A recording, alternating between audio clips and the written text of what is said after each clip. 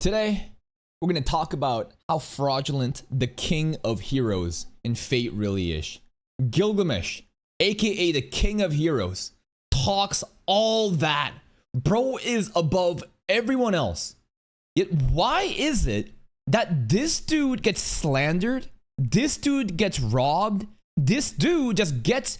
He's like a tool, like a test, like some sort of standard to see, are you worthy or not? And most of the time, he just gets trashed during this test, and it's so frustrating. I'm not making this video to shit on Gilgamesh because I hate him. I'm making this video to really talk about, like, does his feats really even match the lore and the expectation that has been set for him? There's a bunch of separate tweets that I've gathered, but this first one pretty much summarizes it, and I'm going to explain to you why I think Gilgamesh is again being depicted this way. Get summoned. Reunite with situationship Enkidu. Gamble at the casino.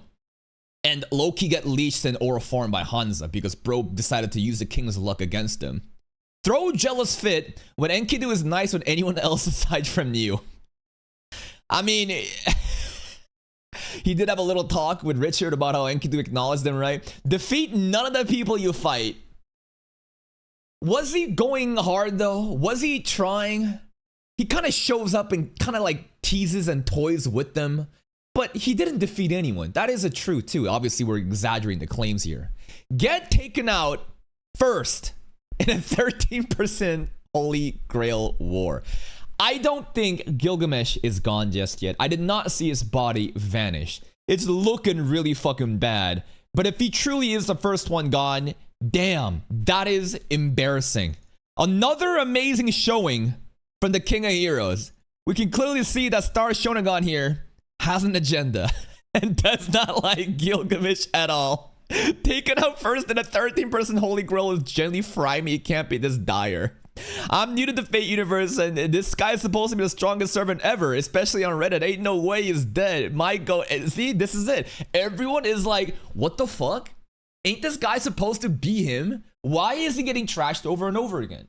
Now, before I further elaborate on this, let's check a little bit of memes and a bunch of detour, and then circle back to why I think this is happening. This is a Japanese art, and if you look at the translation here, during the battle with Alcides, Ishtar is suddenly fired off. And you see Tine, Gilgamesh summoning, and we have Ishtar coming out of the gates of Babylon. And it looks like she has a bag of shit that she was stealing from the treasury. This one is Eva Koi. Shout out to Eva Koi, very talented animator, doing the, I think, layout for this sequence here. Really cool scene. And not only that, they also worked on this one. It's the plasma beam cannon one. Where is it? Hold up, hold up. I want to do everything in one go while we're covering that. Where is it? Where's the layout? There it is. So Leia, and he did a bit of some of the Genga. So I don't think he was a key animator, but he helped out in structuring this scene here. This is a really cool scene, right? Where, boom, dude, the Bioshock robot just tearing a fucking plasma beam. I thought this is one of the coolest cuts, and of course it was fucking Eva Koi. Shoutouts to him. This is an interesting one. Sorry, Tine. But just as the novel described, she's also at fault to an extent. She idolized Gilgamesh too much and she forgot the fact that she is a master. Gilgamesh didn't fight alone as his master. She should have taken action. A lot of people, and the thing about this is how, bro, we saw Flat summon Jack back immediately when Jack was in trouble, right? We saw that in the same episode. Yet Tine is like, my king gonna win! My king, the king of heroes!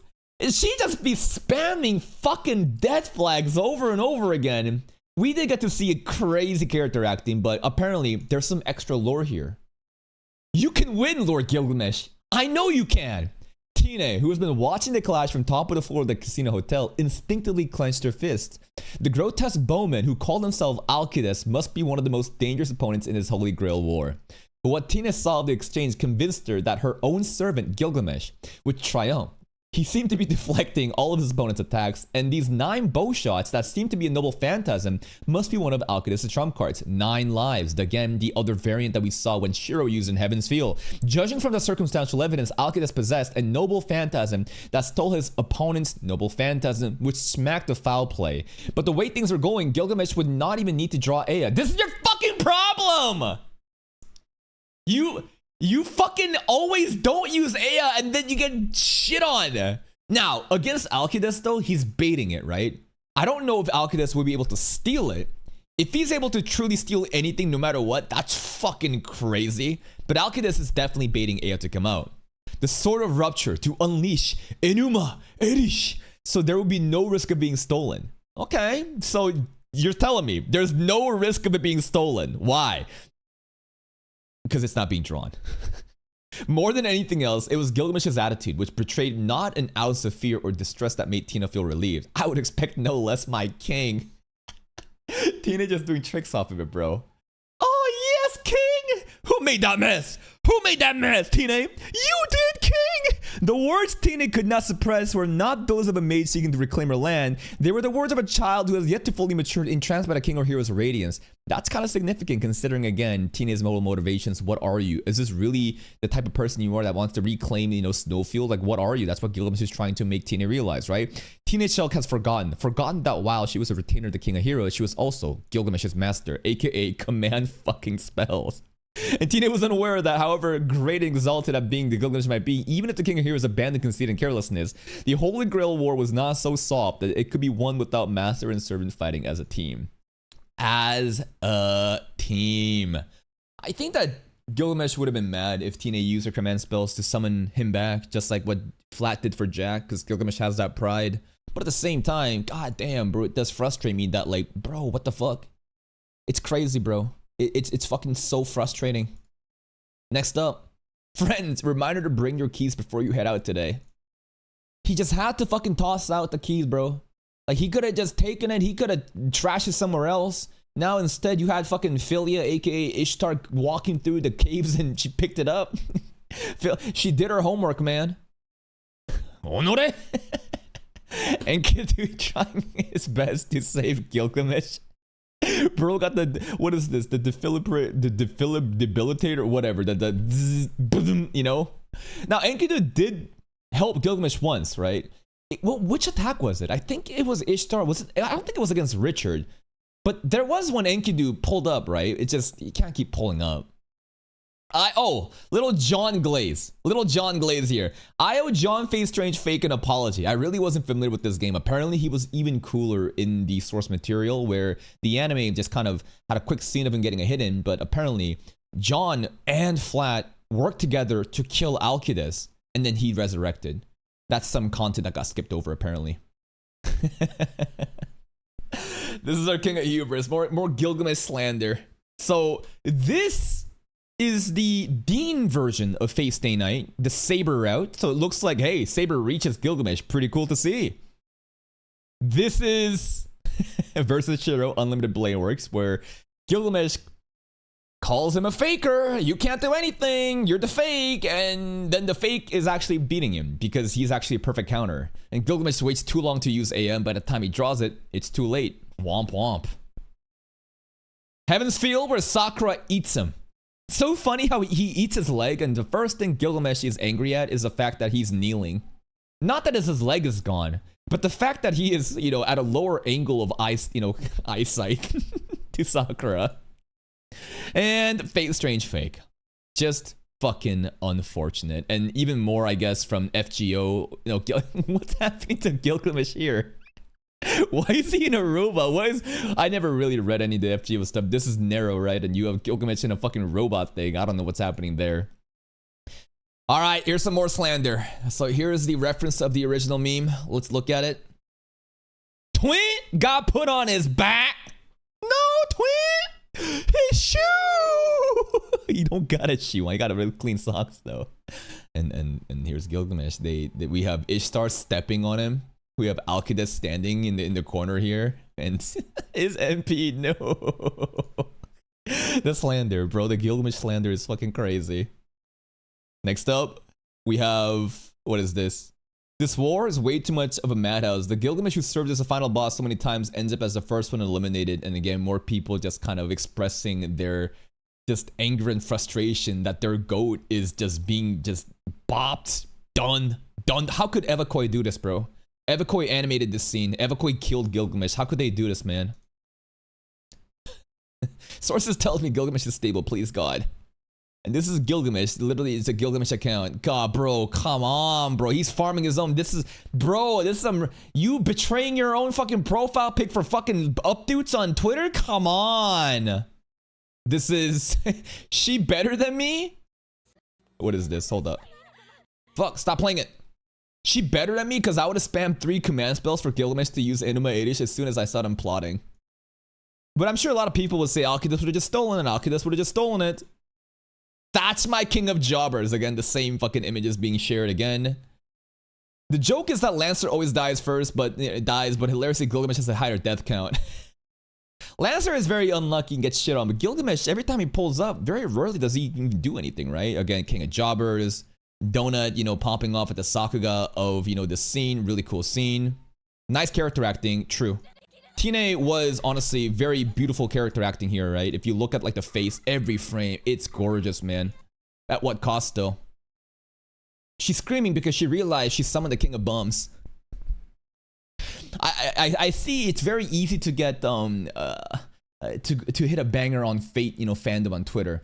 Basically just call Gilgamesh, just Gilgamesh slander, bro. He sucks. He's the bum. Now, let's think about this critically, right? Let's really think about what is going on here. In my opinion, Gilgamesh, what is his best feats? In the animes that we've seen, when is he portrayed the best? I think it's Fate Zero. Because all of Fate Stay Night routes, he gets done dirty. And Fate Strange Fake, he gets done dirty. At least in Zero, him and Kirei does go to the bitter end, right? Questionable, status of who actually won. Because, Kiritsugu did reach the Grail first, but Gilgamesh basically bartered and negotiated, and what? He won, right? That debate against Angry Mango and the Grail, and he basically got a vessel that allowed him to stick around after the Grail War, combined with that, Archer specific trait of, being independent. He was allowed to just stick around for a long time, and Kirei, basically they won. And that's great. But other than that, it's like the King of Heroes, and in Phase Zero 2, he defeats Ryder so confidently, right? It was also a really cool scene, and that's the way that I want Gilgamesh to be depicted. That you have all these other great strength, and no matter what, against the King of Heroes, it's like, it's nothing. And even at the end, he like acknowledges you. He respects you. It's like Wamu Caesar, or like, like Skuna Jogo. I keep bringing those examples up of like honor, right? Gilgamesh did respect the, Ryder, and even waver at the end, right? He says, stand proud pretty much, right? But after that, man, it's just sad. And why is it? Why do you think Gilgamesh constantly is portrayed like this? One has to then think about this character. And this character here is Mahoraga. I feel like Mahoraga, obviously a lot of, images here from other shows, right? I think that Mahoraga is a very interesting case that kind of has some parallels with Gilgamesh. And let me cook. In the Jujutsu Kaisen world, there is this monster who is basically this pinnacle test to see if you're worthy or not. All his losses are against those that are just the greats of the world. And nobody shits on Mahoraga because it's like, damn, you're able to beat this guy? Fucking legit. That's awesome. Mahoraga doesn't have a good win rate from the anime that we've seen, yet he has aura. He gets treated well. But that's not really the same case with Gilgamesh, right? I don't really see Mahoraga slander happening. People really respect the guy, right? Again, his lore is kind of like that. He's not the King of Heroes, but he's like a Shikigami that's able to adapt to anything. And it's just like this pinnacle test to see, are you fucking worthy or not, right? Gilgamesh, I feel like, should be portrayed like that, where he should be used as a litmus test, a standard, that this is the King of Heroes, that if you're truly worthy, that you'll be able to inflict an injury, if not even defeat him. But I think it's, and it also doesn't help that in Fate, that there's so many different routes in where Gilgamesh gets fucked over. It's not as if Gilgamesh gets fucked over in one series multiple times. It's just that in the Fate Stay Night route, in Unlimited Blade Works, in Heaven's Feel, and now Strange Fake, there's a lot of different iterations of Gilgamesh being done dirty that really makes it hard to glaze him like Mahoraga. And not only that, there's also the pride and the ego part, Maoraga does not become cocky and greedy and hold back. He constantly grinds and climbs and adapts and basically overcomes the limits, and then you surprise again. But Gilgamesh, his entire thing is because he's so fucking strong, right? How do you balance and nerf this guy? Because if he truly wanted Gilgamesh to just pop off, it'd be boring. What would he do? Just pull up and use Ea every time and it's done? That's not really good storytelling. So when you have a tricky character like this to balance powers, I like it how they play off of obviously his ego, his pride. That on Unlimited Blade Works, he refuses to use Ea because he can't comprehend this faker beating him. And that hesitation is actually what creates the opportunity for Shiro to beat him, right? And in Heaven's Feel, it's a bit different. Heaven's Feel, Sakura is just a fucking monster, whatever. And we know with the angry mango shit that Zulkin, you know, contaminated her with.